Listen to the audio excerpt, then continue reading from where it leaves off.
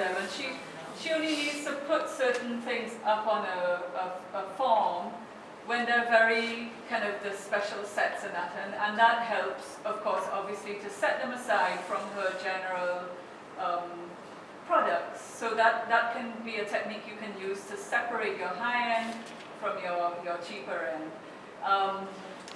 People like Ermi, who has cups and that, simple risers, you know, that allow you to put a wool row in front and then one's behind, and your real estate, if you're paying for that amount of table, now becomes, you know, that plus that and that and that and that and that, of course, to the point where it's still safe. Make sure that your products, if they're slippery, breakable, are safe on your display. And so keeping in mind, if you think about graphic design principles, I don't know how many of you all know them, but, sorry, I have to go low. But in a space like this, you might put something here, and then, you know, say something down there. This is just like a design. This area is extremely important. This might be your name, your contact details, your logo, but this empty space here is what they call white space. It allows people to see these. If I start to put, I can't see them things so easily again, and it gets lost in what you're trying to see. That basic design principle applies to anything you are designing. You have to give some breathing space, and don't suffocate your products, you know, with each other.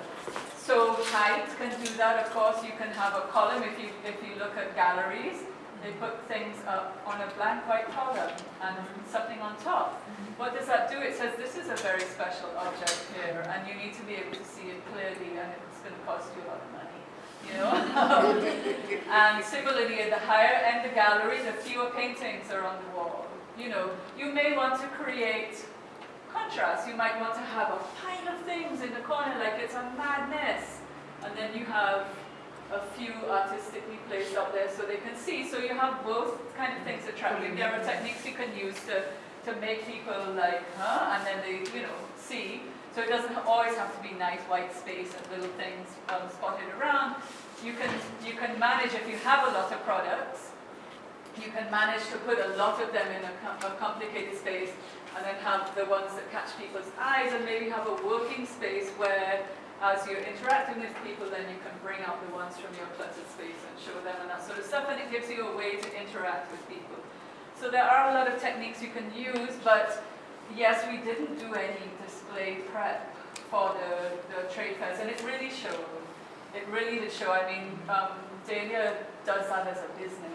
And you could see in anything that she had touched in that trade fair, you could see that it was done, you know, to that extent. Yeah, she has. But I would say that Solange's table was one that had too many things on it. Similarly, the paper making, you know, you have to select. You know, less in most cases is more. You know, and if you have more, it has to be more for a reason.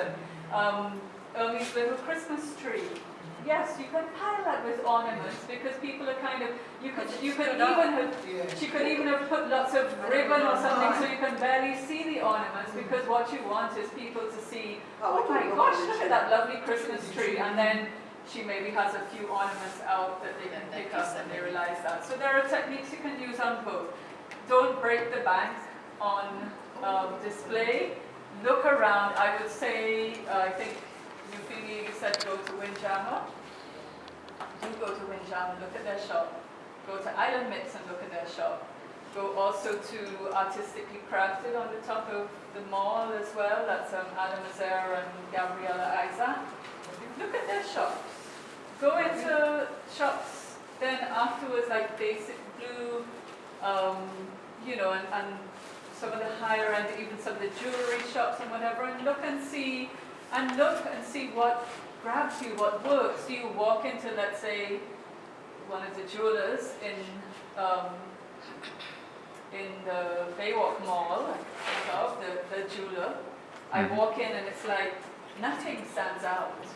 I have to really want to try and find the thing that I'm looking for in that, because it's all roughly the same size items, roughly displayed the same, roughly the same level. And it's you know, intentional, huh? roughly lighting. It's actually intentional. So you're showing interest.